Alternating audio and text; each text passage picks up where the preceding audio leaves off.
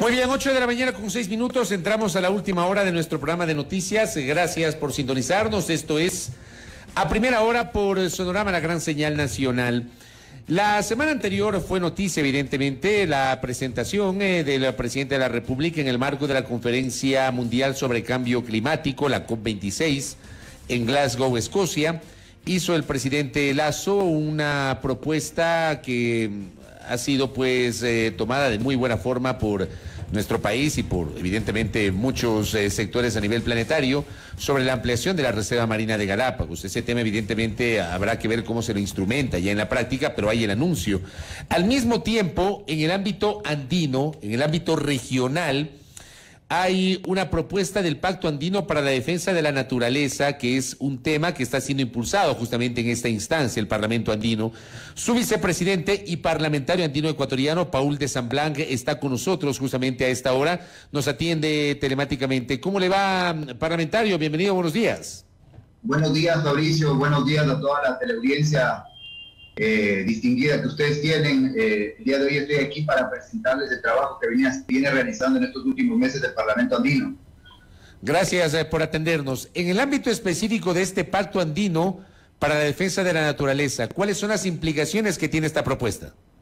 Bueno, el Parlamento Andino, como parte del Sistema Andino de Integración, que tiene como política pública la creación de marcos normativos que sirven como armonización de las legislaciones de nuestros países, en este caso Bolivia, Chile, Perú, Ecuador, Colombia, tiene una gran misión que es la de buscar causas que nos integren. ¿Y qué mejor causa que el medio ambiente?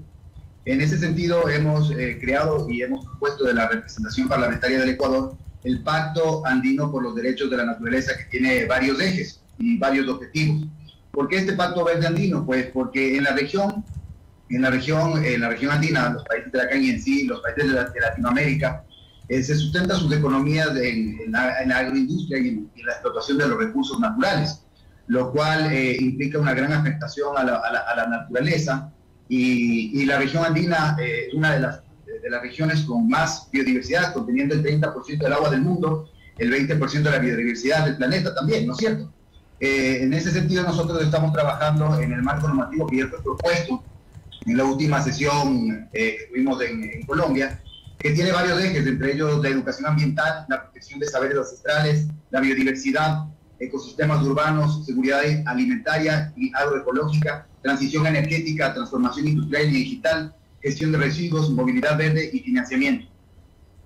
El financiamiento es importante y en ese sentido queremos felicitar la propuesta que tuvo el presidente de ampliar la Reserva Marina de las Galápagos, tomando en cuenta que año tras año viene siendo acechada por estas flotas de buques pesqueros de bandera extranjera, ¿no es cierto? Entonces yo creo que eso va a servir bastante, pero esto con una política pública que tiene que ser financiada adecuadamente por las potencias mundiales. Paul, buenos días. Justamente yo recuerdo que tuvimos la oportunidad de conversar de estos temas en septiembre pasado, cuando se desarrolló este periodo de sesiones del Parlamento Andino aquí en Quito. La Asamblea Nacional fue sede de este periodo de sesiones y justamente allí ustedes hacían la presentación de este proyecto de marco normativo Pacto Verde Andino. Entiendo que hubo una siguiente sesión como tal, como lo acaba ya de referir. ¿Cuánto se avanzó justamente en este documento? El documento ya está terminado. El documento fue inclusive ya enviado a la COP26. La semana pasada tuvo una intervención en un evento paralelo que fue en el Cusco. Fue tomado con gran emotividad, pues es una propuesta de la región, no solo es de un país, ¿no? La lucha por el cambio climático tiene que ser una lucha no solo de países ni de ciudades, sino una lucha mundial. Nosotros recibimos el informe del Grupo Intergubernamental de Expertos para el Cambio Climático, que hace hincapié en que para reducir los efectos del cambio climático se requerirá acciones sin precedentes en todos los aspectos de la sociedad. En este informe se confirma que el cambio climático va más rápido que nosotros y que el tiempo ya se nos acabó, que debemos tomar medidas extremas ya. En ese sentido, el Parlamento Andino está trabajando en varios marcos normativos, ¿no? Marcos normativos de protección a la naturaleza, de protección a los recursos hídricos, entre otros. Ahora bien, más allá de eso, se supone que ese trabajo de marcos normativos no son de cumplimiento obligatorio de los países. No son vinculantes. O sea, no son vinculantes exactamente. Se terminan quedando en simples declaratorias que los países miembros de la región, Colombia, Ecuador, Perú y Bolivia, no necesariamente están obligados a acatarlos, parlamentario. Eso no es tanto así. Bueno, el Parlamento andino tiene la misión de hacer estos marcos normativos de acuerdo a lo que establece el Acuerdo de Cartagena, pero el Acuerdo de Cartagena también en su norma también establece que el Consejo de Ministros de Relaciones Exteriores, en este caso el presidente Jorge Pedraza, que está al mando de esta comisión, y el presidente de la República tienen que revisar estos marcos normativos. El Parlamento andino ha creado 53 marcos normativos. Hasta la fecha ninguno de estos ha sido revisado y es una misión que tenemos ahora los parlamentarios actuales de que por lo menos cualquiera de estos marcos normativos sea aprobado y aplicado en nuestra región. Son marcos normativos que son realizados con la academia, con expertos del más alto nivel y que creo yo van a ayudar a todos nuestros países. Además de eso, también estos marcos normativos sirven como propuestas y herramientas para las legislaciones de cada uno de los países que han tomado en cuenta en muchas ocasiones las normas que hemos producido desde el Parlamento para las legislaciones de los países que conforman la región. Justamente yo le iba a consultar, ¿ha dado cuenta del número de marcos normativos aprobados? ¿No han sido revisados? Dijo, le quería consultar cuánto de eso ha podido ser adaptado a la legislación ecuatoriana como tal. Tengo entendido de que hay varias normas que han sido...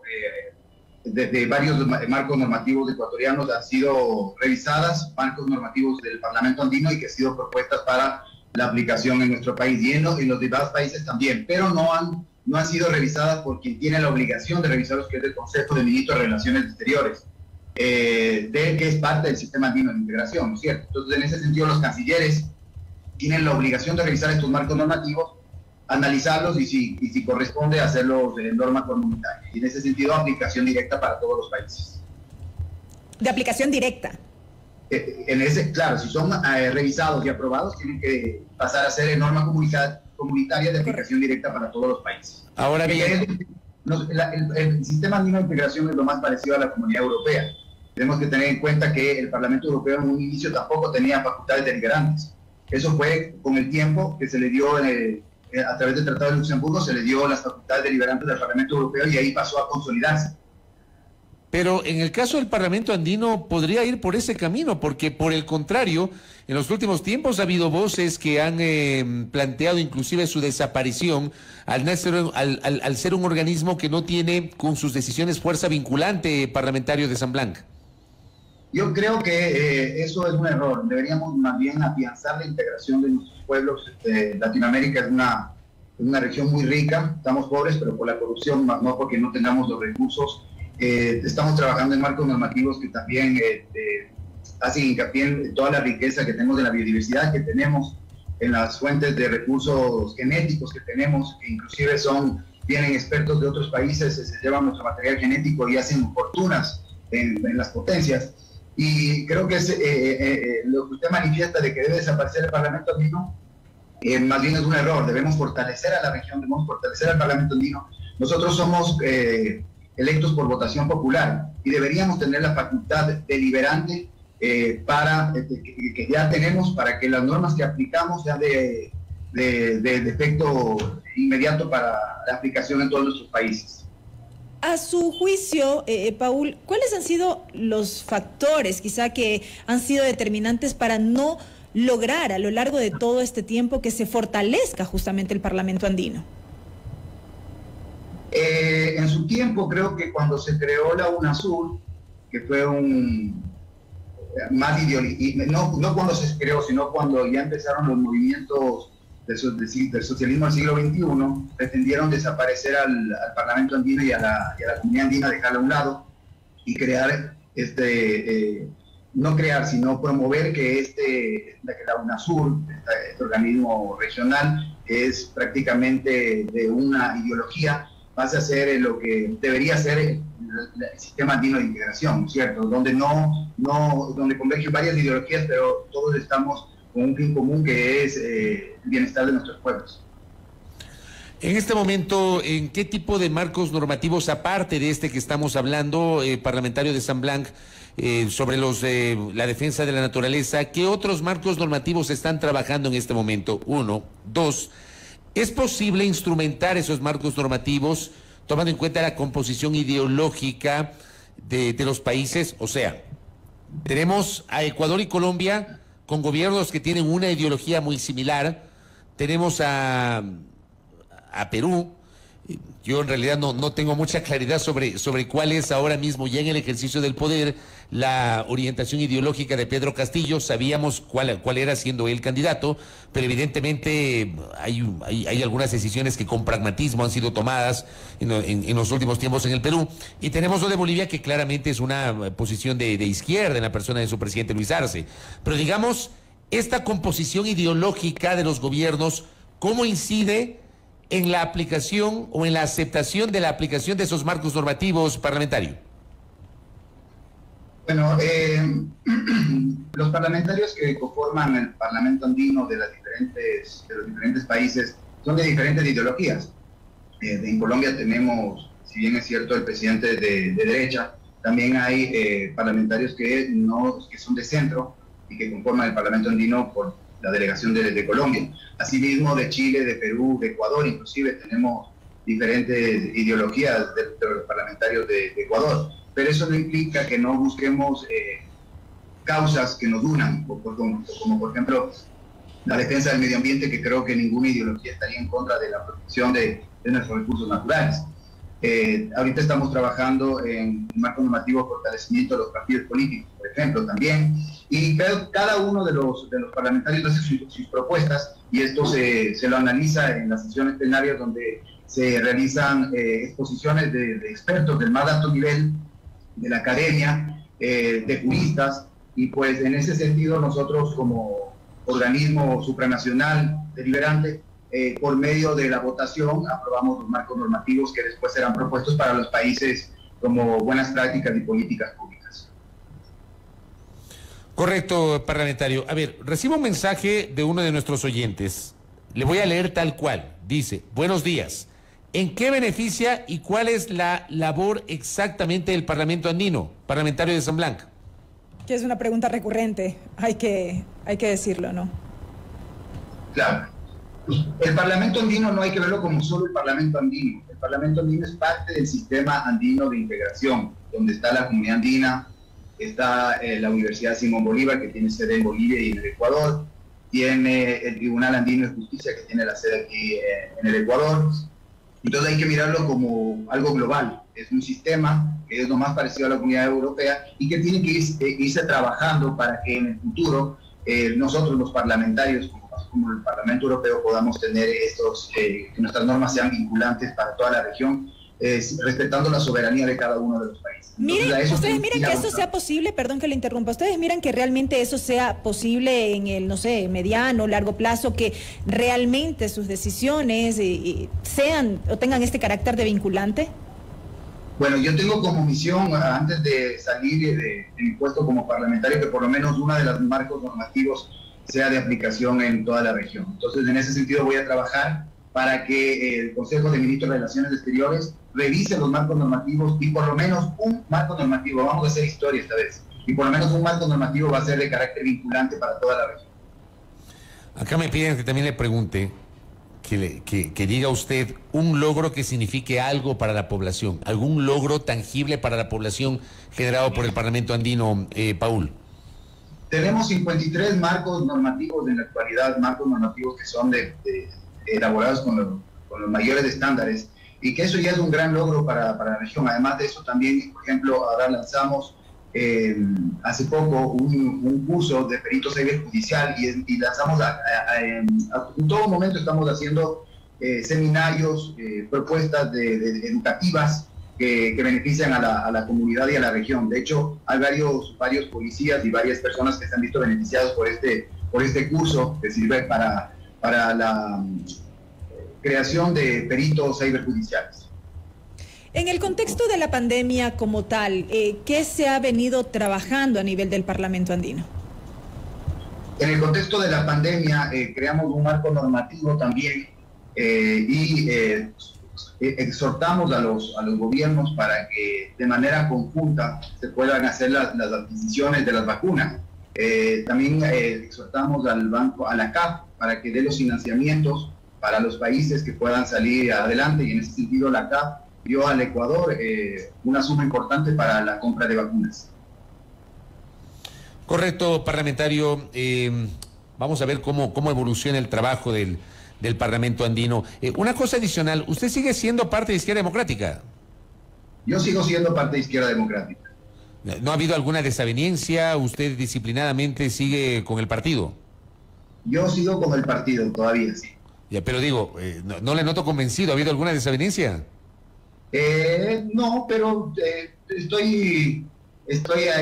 sabe cómo está la situación en el partido, pero estoy firme con mi partido. Yo tengo bastante sentimiento por la ideología y por quien fue nuestro líder histórico, Rodrigo Borja. ¿Usted es afiliado al partido?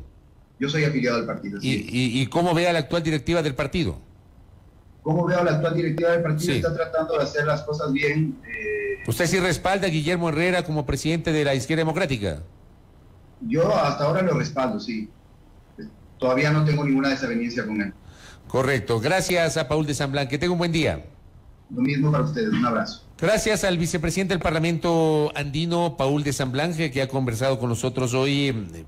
Digamos, se discute mucho la naturaleza del Parlamento andino, tomando en cuenta que sus decisiones no son vinculantes, ¿no? Por eso yo decía. Tú me decías que en septiembre habías tenido alguna conversación con ellos. Tuve la oportunidad de entrevistarlo a propósito de este periodo de sesiones que, como decía, se llevó a cabo aquí en Quito. Ecuador fue sede. La Asamblea Nacional acogió a los parlamentarios andinos y hablábamos justamente de estos temas, ¿no? Estaba en plena construcción esta iniciativa, este Pacto Verde Andino, pero vamos a lo que decías hace minutos, ¿no? Y por eso yo recalcaba en que en efecto es una pregunta recurrente: ¿qué es el Parlamento andino? ¿Para qué sirve? ¿En qué nos beneficia? Es una duda que se la ha venido escuchando mucho, y lo mismo ocurre con otras instancias como el Parlamento Latinoamericano, como Parlaméricas, qué sé yo. Todas estas instancias toman sus resoluciones que no tienen este carácter de vinculante. De ahí un poco el cuestionamiento de hacia dónde van o para qué están. Pero por ejemplo, a diferencia de las otras instancias que mencionaste, en el caso del Parlamento andino, allí tienes parlamentarios elegidos en una elección popular. Correcto. Entonces, correcto. Hay una diferencia, porque, por ejemplo, para el Parlamento latinoamericano es una delegación que hace la Asamblea, ¿verdad? Hablo de las resoluciones como tal, claro. En el caso del Parlatino, sí, es una delegación que se hace a lo interno de la Asamblea Nacional. El tema es, y yo voy a hacer esta pregunta a la audiencia, te la hago a ti, y obviamente queda allí para la discusión. Cuando vamos a votar, porque nos dan varias papeletas cuando elegimos presidente de la República, nos dan de presidente y vicepresidente, una papeleta, nos dan de asambleístas nacionales, nos dan de asambleístas provinciales y nos dan de parlamentarios andinos. ¿Votamos a conciencia por los parlamentarios andinos? ¿Sabemos quiénes son? ¿Sabemos qué hacen? O sea, yo tengo muchas dudas respecto de aquello. Es decir, las comparaciones pueden ser odiosas, pero a ratos son necesarias. La gente sabe lo que es la Asamblea Nacional, pero no el Parlamento andino. Y a veces uno discute la naturaleza de la existencia de estas instituciones que, siendo democráticas, más allá de aquello, más allá de esa concepción, hay que evaluar también el resultado de lo que eventualmente puedan aprobar en sus decisiones y la aplicación de esas decisiones en la práctica, ¿no? Sí, pero esa pregunta que tú planteas fácilmente se traslada también, no solamente al caso de los parlamentarios andinos, sino a los asambleístas en general. Tenemos en elecciones seccionales, ¿cuántos conocen, por ejemplo, a los concejales que forman parte de la circunscripción a la cual se pertenecen y que tienen que elegir, por ejemplo? Claro, y ahora que, por ejemplo, votamos, bueno, por parlamentarios andinos se votaba por lista, por parlamentarios andinos. Se votaba antes por lista e igualmente se sigue votando por lista. En el caso de legisladores, desde esta elección volvimos a votar en plancha, y para la próxima elección, en el caso de concejales, volveremos a votar en plancha como había ocurrido hasta 1996 y como efectivamente votamos por asambleístas. Sí, pero es un tema, digo, para analizarlo, para repensarlo. Ahora, Paul de Samblan también hablaba del tema de los mecanismos regionales, ¿no? Yo, por ejemplo, conceptualmente, en lo personal, yo siempre creí que debía permanecer UNASUR, que UNASUR debía ser fortalecida. Es verdad que UNASUR se convirtió en un espacio ideologizado, pero digo, con la reconfiguración ideológica de los gobiernos de la región. O sea, tú tuviste un cambio en el caso de Colombia, tuviste un cambio en el caso de Ecuador, tuviste un cambio en el caso de Argentina, luego de Cristina Kirchner, tuviste a Mauricio Macri y ahora tienes a Alberto Fernández. Hoy tenemos un cambio en el caso de Uruguay, que evidentemente fue la primera elección en varios años que perdió el Frente Amplio, y tienes a un político del centro hacia la derecha que es presidente de Uruguay, con el caso de Chile, que ya no estaba Bachelet, sino Piñera, digo... Es que eso lo hace complejo. Sí, pues, pero es que el reto de UNASUR tenía que ser perdurar en el tiempo más allá de la ideología, que sea un organismo de integración regional más allá de la visión ideológica de los gobiernos. ¿Cómo es eso posible? Si es posible, pues por eso existe el Pacto Andino, que hoy es Comunidad Andina. O sea, Mercosur, por ejemplo, que sigue existiendo. Está claro que la visión de Bolsonaro no es la misma visión de Alberto Fernández. Correcto. ¿Ya? Y en su momento la visión de Dilma Rousseff no era la misma visión de Mauricio Macri. ¿Ya? Pero existe. ¿Ya? El tema es que aquí se desarmó UNASUR en lugar de sentarse los presidentes, reflexionar y generar una política de largo aliento que trascienda la concepción ideológica de los gobiernos. Entonces, a mí me parece que eso también debe ser parte en algún momento de la discusión sobre la necesidad de establecer mecanismos regionales efectivos de integración, mirándose en el espejo de los europeos. O sea, a mí no me digan que los europeos tienen todos los gobiernos de los países, de los 20 y pico países que integran la Unión Europea, piensan de la misma manera. O sea, tienes gobiernos con diversas vertientes ideológicas. Ahora mismo tuviste una elección en Alemania donde hay una configuración evidentemente distinta a nivel ideológico. El caso de España, que tiene esta alternancia, ¿no? En su momento Partido Popular, Partido Socialista Obrero Español, has tenido a Podemos, tienes la presencia ahora mismo de estos señores de Vox, etcétera. O sea... Y se mantiene la Unión Europea. Sí, pero particularmente pienso que tenemos todavía mucho por madurar desde el punto de vista de lo político, ¿no? Sí. Aquí en Latinoamérica. Correcto. Aquí en Latinoamérica es bien complejo. Porque la sociedad latinoamericana lamentablemente es compleja y porque los políticos latinoamericanos son inmaduros. O sea, la política latinoamericana se ha caracterizado por su inmadurez a lo largo del tiempo. 8:00 con 28 minutos. Aquí en A Primera Hora. Primera Plana. Todas las noticias, todas las voces.